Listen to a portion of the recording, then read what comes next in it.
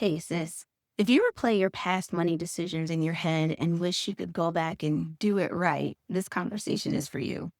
A lot of women aren't actually stuck because they don't know what to do next. They're stuck because they're still mentally living in the decisions that they regret the most. And I want you to hear me clearly, sis. Forgiveness isn't pretending it didn't happen. It's choosing to stop punishing yourself for what you did in a season of your life where you were just trying to stay afloat.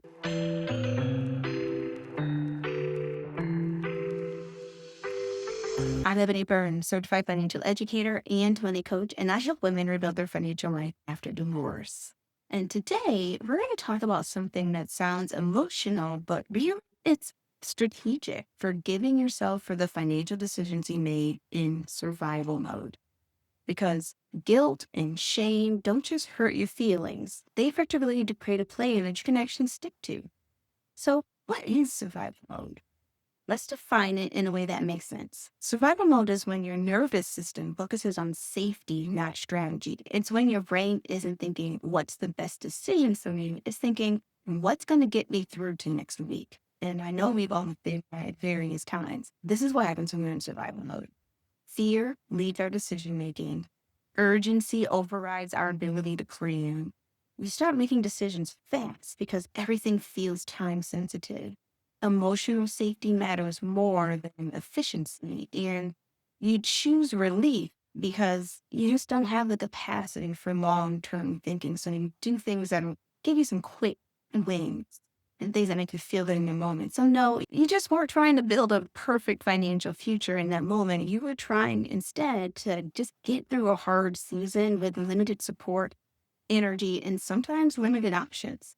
The decisions that you made in survival mode usually look like using your credit cards to cover a basic bill, borrowing money so you can keep the lights on, breaking a lease and moving quickly or starting over with nothing, cashing out your savings because you needed immediate stability, or paying for convenience because you just didn't have the time or the capacity to do more. And a lot of times you're also avoiding your bills because you were just emotionally maxed out and just couldn't do another thing. So it's not that you were being bad with your money. You were just under an insane amount of pressure. This is why I created Confidently Solo. It's a guide to help women heal their relationship with money with confidence. Now let's talk about the difference between accountability and self-punishment, because these two things get mixed up all the time. Accountability, it asks the questions that are moving forward, while self-punishment is going to ask you questions that are just going to keep you stuck. So here's some examples. Accountability sounds like, what was I trying to protect in that moment? What did I need in that time in my life? What would I do differently now that I know more? And what's the next best step from here? So makes sense, right? But punishment is usually what we hear and what we say the most to ourselves. We say things like, I ruined everything. I should have known better. I'm so stupid. I can't believe I did that. Or I'll never get it together. But here's the truth, sis. If beating yourself up actually created progress, it would have worked by now. And you probably would have achieved every single goal you set for yourself, plus some extras. So I want you to think about that when you're thinking about your past. And I want you to know that punishment doesn't build discipline, it creates paralysis. And that's what's kept you stuck. Because when you're ashamed, you don't want to look at the problem. And when you don't look at your problems, you can't create plans that will move you forward. And when you can't plan, you can't move forward, you stay stuck. And then you're shaming yourself even more. And so now you're stuck in this cycle of doom that keeps so many stuck. But forgiveness is going to be how you break that cycle because it creates momentum. And so here's how we're going to do that. So, why does forgiveness matter in practice and reality? Forgiveness matters because it does three powerful things. One, it releases emotional weight. A lot of women don't realize how exhausting it is to carry chronic guilt. And that guilt takes up the mental space that you could be using to think clearly. Two, it restores trust in yourself.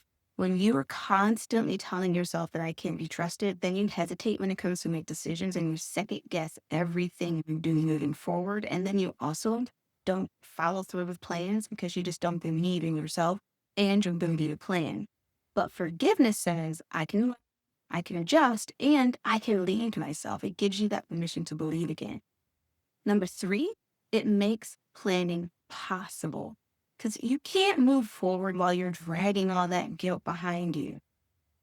Planning requires calm and honesty. It also requires that you believe your future self can be better than your past self. So I want you to think about that when you're moving forward. So grab your pen, a paper, or your notes app, and I want you to do a little exercise for me right now. I want you to try something simple but powerful. Okay. Few steps. First thing I want you to do is name one financial decision that you regret. Not 10, not 12, just one. Then I want you to name what you didn't know at the time. So, what information was missing? What resources did you not have? What support wasn't available? And what emotional reality were you living in at that time? And last step, number three, I want you to name what you were trying to protect. Was it your safety, your kids, your housing, peace, your ability to just breathe and take a moment to yourself? Because here's what I want you to see: two truths can exist at the same time. You can regret a decision and still have compassion for the version of you who made that decision. I want you to think about it this way because you don't need to erase your past to move forward, and you don't need to suffer in order to make up for it. You just need to understand it without punishing. Because when you understand your past, you can take the lessons that you learned there without keeping the hurt and the wound that you had. So forgiveness is saying to yourself, I am not the same woman I was in that moment, and I don't have to keep paying for it forever. Because you don't.